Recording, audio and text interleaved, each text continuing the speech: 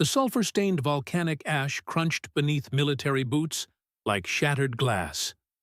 Through the narrow concrete observation slit, piercing eyes searched the landscape. February 20th, 1945, had dawned over Iwo Jima's northern sector. Long shadows stretched across the black terrain. Black smoke spiraled upward from something moving through the desolate wasteland.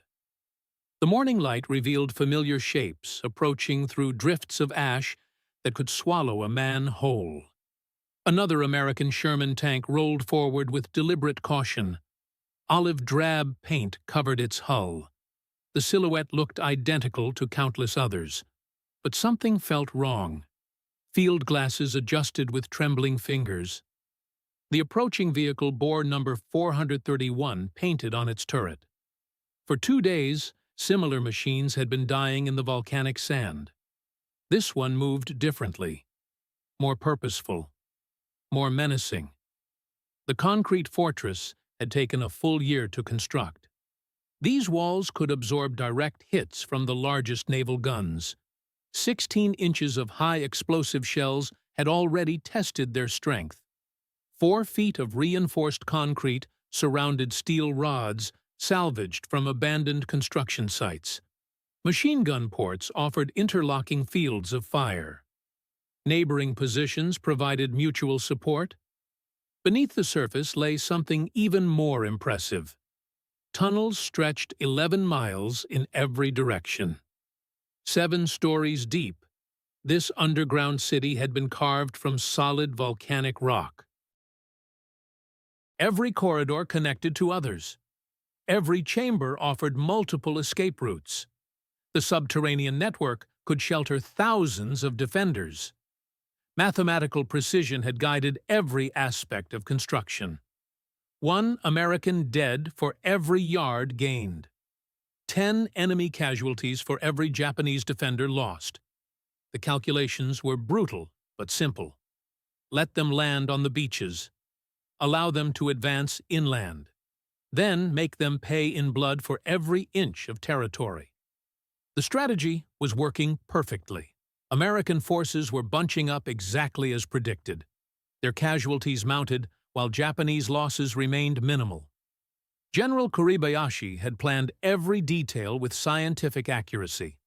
Tank 431 closed to 125 yards. The turret began traversing with mechanical precision toward the observation post. Where the familiar 75mm main gun should have been mounted, something else appeared. A modified barrel. A strange nozzle arrangement. The sound came first. Not the thunder crack of conventional tank cannons. Not the chattering of machine guns. Something entirely different filled the morning air. A mechanical hiss. Compressed air escaping under enormous pressure. Then came the sight that would burn into memory for 40 years. Burning liquid erupted from the American tank in a perfect arc. The stream stretched impossibly far across the Pacific morning. 150 yards of napalm-thickened death painted a blazing line across the volcanic landscape. The torrent struck the concrete aperture of a neighboring pillbox with devastating accuracy. Liquid fire splashed through the machine gun port. It flowed inside like molten lava seeking the lowest ground. The screams lasted only seconds. Field telephone lines crackled with panicked reports from positions across the sector. Strange American tanks were approaching. Something different was happening. They were burning defenders out of positions that should have been impregnable.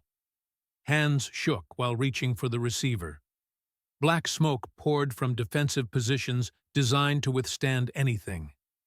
Inside Tank 431, a staff sergeant's voice cut through the engine noise with calm precision. The gunner traversed right 30 degrees.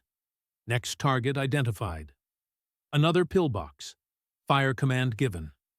Nobody could have known that 8 modified Sherman tanks had been created in absolute secrecy. Navy Seabees had worked 20-hour days in Hawaiian warehouses. These weapons were about to transform the nature of warfare forever. Japan's greatest defensive strength was becoming their greatest vulnerability. Underground fortresses were turning into crematoriums.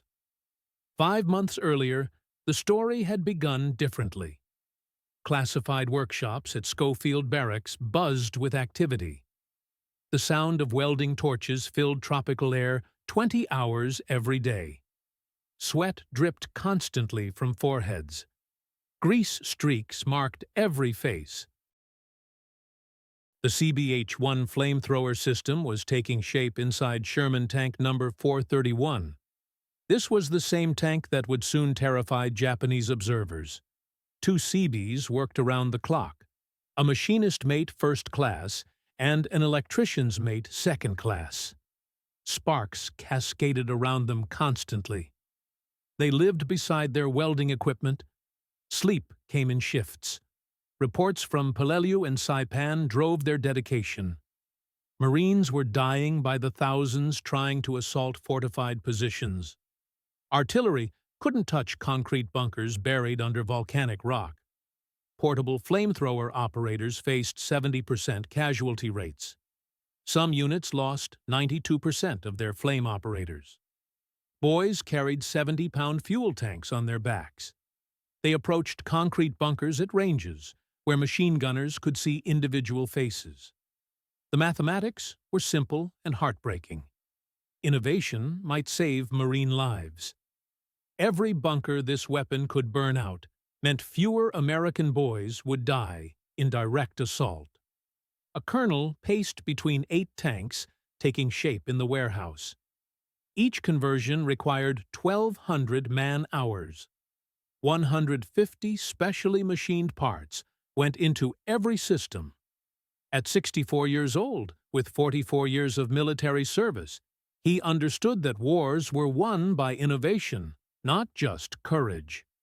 The CBH-1 system combined the best elements from British, American, and captured German flamethrower designs. The result was unprecedented. A weapon that could project napalm-thickened fuel 150 yards with the accuracy of a tank cannon. 300 pounds per square inch of pressure. Triple the pressure of previous designs. The fuel mixture burned at 1,500 degrees Fahrenheit. Most critically, it could traverse 270 degrees and elevate from -10 to +35 degrees. The tank's existing fire control systems operated everything, but the real innovation was psychological. These tanks looked identical to regular Shermans until the moment they opened fire. No special markings indicated their terrible purpose. To enemy observers, they appeared ordinary until too late. Meanwhile, 8,000 miles away, defensive preparations continued with mathematical precision. The command bunker beneath Hill 382 contained detailed maps marked with precise defensive calculations. Every approach route had been measured. Every kill zone was registered with artillery spotters. 21,000 defenders had spent the entire year of 1944 carving an underground empire from volcanic rock. 1,500 fortified positions connected by tunnels large enough to shelter entire battalions. The standing orders were brutally simple. Do not die until you have killed 10 Americans. Every soldier would maintain position until overrun. Then fight with grenades, bayonets, and finally bare hands. The mathematics were elegant in their brutality. 21,000 defenders multiplied by 10 American casualties each equaled 210,000 enemy losses. Far more than the entire invasion force could sustain. The Americans might take Iwo Jima, but the cost would be catastrophic. They would abandon plans to invade the Japanese homeland. Japanese intelligence reports had analyzed every American weapon system. They knew about portable flamethrowers, dangerous to operators, limited in range, vulnerable to concentrated small arms fire. Special training emphasized anti-flamethrower tactics. Target the distinctive twin tanks. rush positions during the weapon's minimum range, exploit the operator's vulnerability while reloading. But all Japanese planning assumed flamethrowers would be carried by infantry. The concept of armored flamethrowers had never been considered. Tanks that could approach fortified positions under cover of their own armor while delivering accurate incendiary attacks at unprecedented range existed only in American workshops. Near the base of Mount Suribachi, a private crouched in a spider hole. A 20-kilogram bomb was strapped to his back. At 31, the engineer from Kochi Prefecture had volunteered for the ultimate mission: infiltrate enemy tank positions at night, detonate himself against American armor. His final letter home had been written. Apologies to wife and children for not returning alive filled the pages. There was no water, no bullets, no way to live.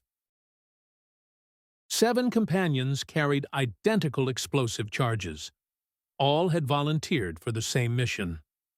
"We are going to death with justice," he whispered to the others. But his training manual described conventional tanks. Sherman armor thickness, weak points in track systems, blind spots where determined soldiers could approach undetected. Nothing covered tanks that could fire liquid death at 150-yard range. Weapons that turned defensive advantages into killing grounds. Staff Sergeant Miza checked his watch as Tank 431 idled near Iwo Jima's black sand beaches. Around him, 8 M4A3R3 flamethrower tanks sat among regular Shermans. Their terrible secret remained hidden until the moment of engagement. His crew represented months of specialized training on equipment never tested in combat. Driver Private Morrison handled the controls. Assistant Driver Private Chen operated the bow machine gun. Loader Corporal Vitelli managed ammunition. Gunner Corporal Carlson controlled the flame system. Each man understood the stakes. Surprise was their only advantage. They looked like every other Sherman until they fired. After that, every Japanese gun on the island would target them specifically. Through his periscope, the sergeant could see Marines dying by the hundreds. Conventional tactics were failing catastrophically. Naval gunfire couldn't penetrate bunkers buried under 10 feet of volcanic rock. Artillery shells exploded harmlessly against positions designed to withstand battleship guns. The first day's casualties were staggering. 2,400 Marines killed or wounded for less than 700 yards of territory gained. But 8 tanks might change everything. At exactly 14:20 hours on February 20th, 1945, the sound that would echo through military history forever broke the volcanic silence. Inside Tank 431, the staff sergeant's voice cut through engine noise with mechanical precision. The gunner found his target.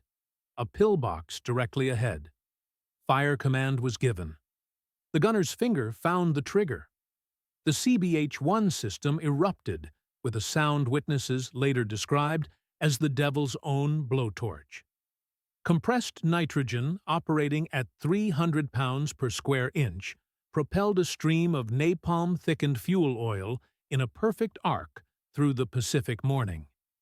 Burning liquid struck the concrete pillbox aperture with devastating accuracy. It splashed through the machine gun port and flowed inside like molten lava, seeking every corner, every hiding place. From an observation position 200 yards away, paralyzed horror filled watching eyes. Temperatures inside the neighboring bunker surpassed 1,500 degrees Fahrenheit in seconds. Oxygen was consumed so rapidly that soldiers suffocated before flames reached them. Those who survived the initial blast attempted to flee through rear exits. They discovered that liquid fire had flowed through ventilation shafts. Their carefully constructed fortress had become a crematorium. "My God," whispered the tank's driver as screams cut through the morning air. Brief, terrible sounds that ended almost as quickly as they began. But there was no time for reflection. Japanese anti-tank guns had identified the threat. A 47mm shell struck the tank's frontal armor with a sound like the world's largest hammer hitting an anvil. The tank shuddered. Steel rang against steel, but the shot ricocheted skyward. The Sherman's armor held firm. "Traverse, right 30 degrees," came the next order. Voice remained steady despite chaos erupting around them. Second pillbox identified. Continuous fire authorized. Another burst was triggered. The flame maintained for 15 agonizing seconds until black smoke billowed from every aperture of the fortification. Through smoke and sulfur fumes, Japanese soldiers could be seen emerging from positions. Not organized retreat, but panicked flight. Something no American had witnessed in 3 years of Pacific warfare. "They're running," reported the assistant driver from his position at the bow machine gun. Disbelief was clear in his voice. "They're actually running away." Radio chatter exploded across marine communications networks as reports flooded in from across the front. Flame tanks were operational. Japanese positions were being neutralized. Enemy forces were abandoning fortifications without direct assault.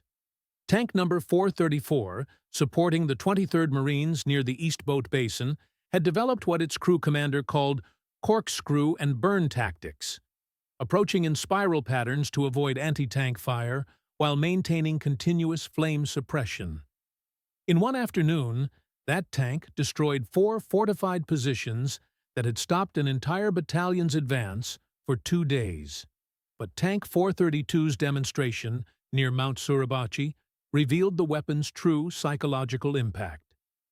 The tank commander ordered his driver to stop 100 yards from a complex of interconnected caves. Dozens of Japanese soldiers watched from the darkness. Through his periscope, eyes could be seen reflecting like animals caught in headlights. A short burst of flame was triggered into the air, not at enemy positions, but skyward, as a demonstration of what could happen. The effect was instantaneous and unprecedented. Japanese soldiers began fleeing from rear exits. They were abandoning positions they had been ordered to defend to the death. These were men who had survived the Sino-Japanese War. They had been trained from childhood that death before dishonor was the warrior's only choice, yet they were running from the threat of burning alive. Marine riflemen positioned to exploit exactly this moment were so surprised they initially failed to fire on the retreating enemy. In 30 minutes, an entire defensive sector collapsed without the tank firing a shot directly at enemy positions. The private crouched in his spider hole with the suicide bomb watched Tank 437 approach his position. His tactical manual had prepared him for this moment. Wait for the tank to close within 10 meters. Then rush forward with the explosive charge. Simple mathematics. 1 Japanese life for 1 American tank. But as the Sherman closed to 50 meters, something impossible happened. The turret traversed toward a bunker 80 yards to his left. Liquid fire erupted from where the main gun should have been. The napalm stream arced through the air like a flaming river. It struck the bunker and flowed through every opening. The screams that followed were unlike anything in his experience. Not the quick death of bullets or shrapnel, but the prolonged agony of men being burned alive in their own fortress. The enemy was burned out with a flamethrower, he would later write in his journal. The flame is dark with black smoke. I could not see even an inch ahead. Because the first tank was done, the enemy must have been angry. The second tank is headed for us and shoots with a cannon and dashing with a machine gun. Awesome. Tank 437 closed within 30 meters, close enough that the crew commander's periscope could be seen tracking back and forth, searching for targets. This was the moment. The distance his training manual specified for successful suicide attack. But as he prepared to rise from concealment, the tank's turret swung 180 degrees and fired directly behind itself. It incinerated a squad of Japanese soldiers who were attempting their own suicide charge. The tactical revolution was complete. Unlike conventional tanks that could only fire forward, the CBH-1's full traverse capability allowed it to engage targets in any direction. The weapon that was supposed to have limited fields of fire could now create a complete circle of death around itself. The private remained frozen in his spider hole as the tank passed overhead. The weight of 35 tons compressed the volcanic ash around his hiding place. Through the ground, he could feel vibrations of the Sherman's tracks, the rumble of its engine, the mechanical sounds of a machine that had just redefined warfare. "There are strange things and miracles in the world," he wrote.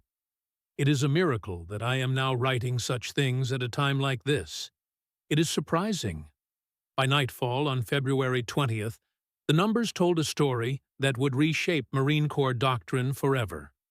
47 fortified positions destroyed by 8 tanks in one day.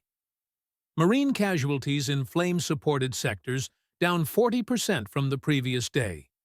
600 yards of territory gained in areas that had been static for 48 hours. But the most significant statistic was psychological. For the first time in Japanese military history, significant numbers of soldiers were abandoning positions rather than dying at their posts.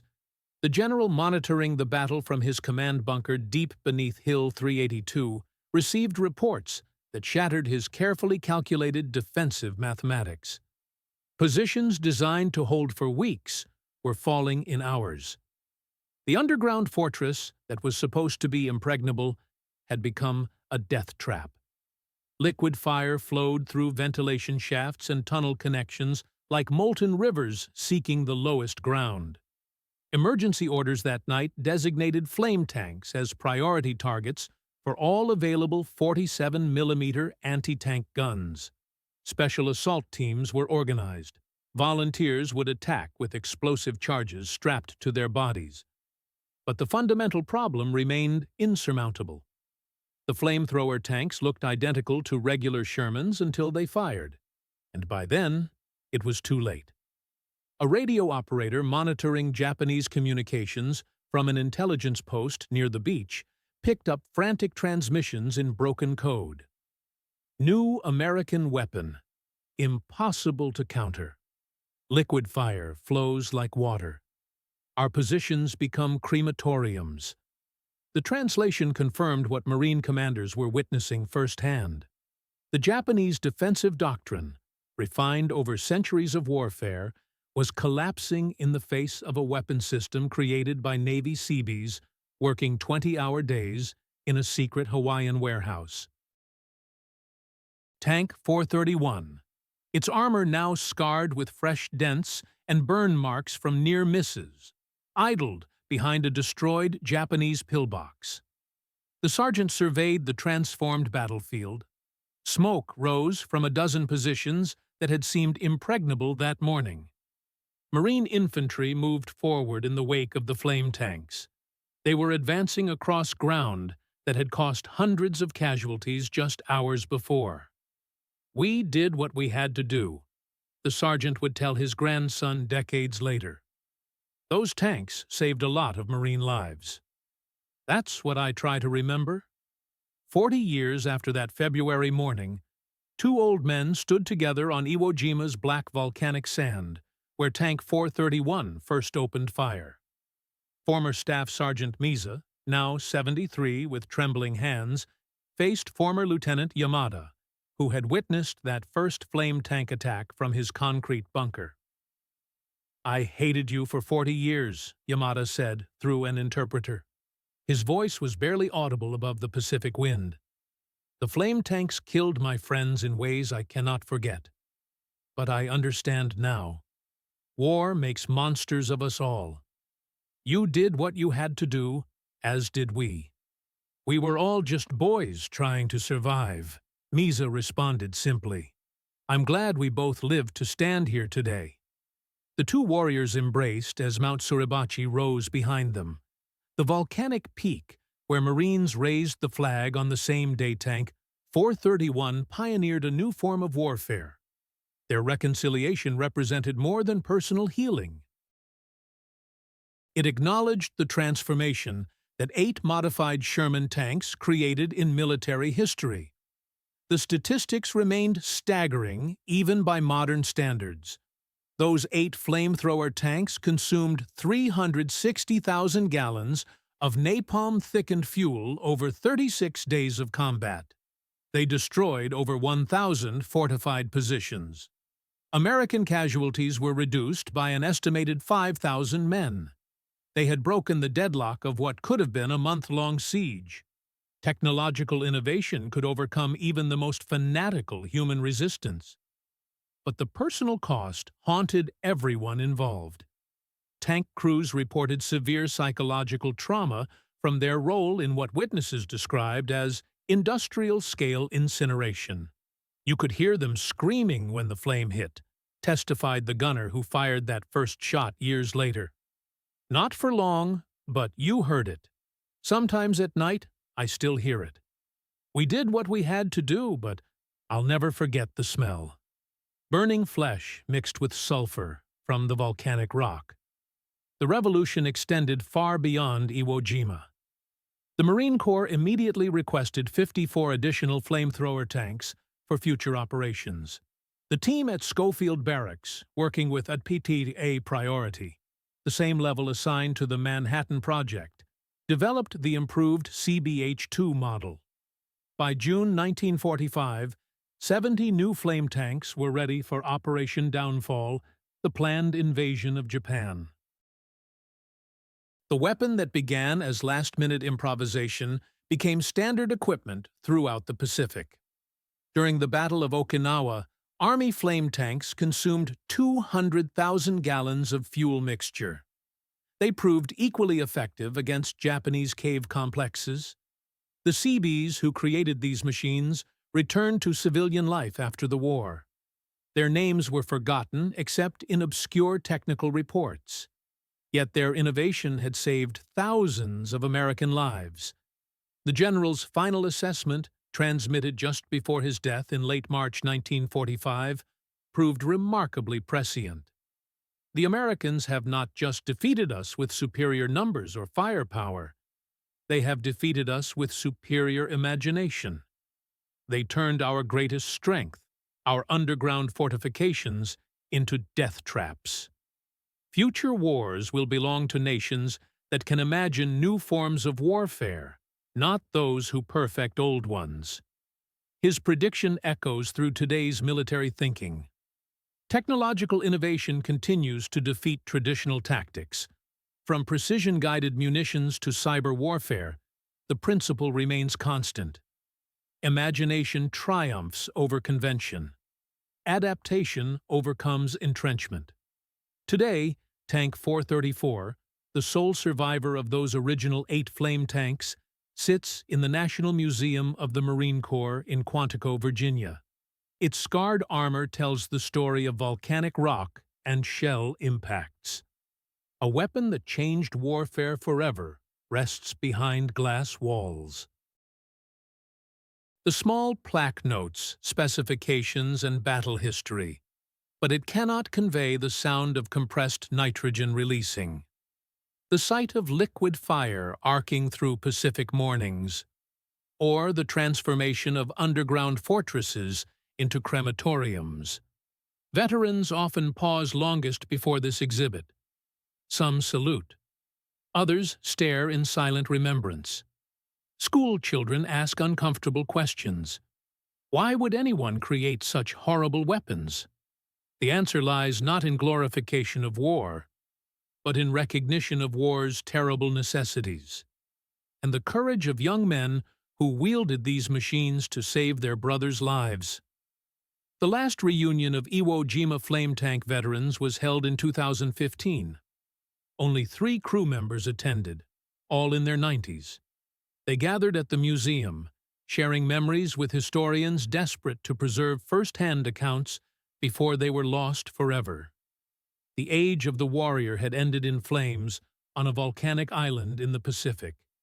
The age of technological warfare had begun, echoing still in every conflict where innovation meets desperation, where the marriage of American industrial might and battlefield necessity transforms the impossible into the inevitable.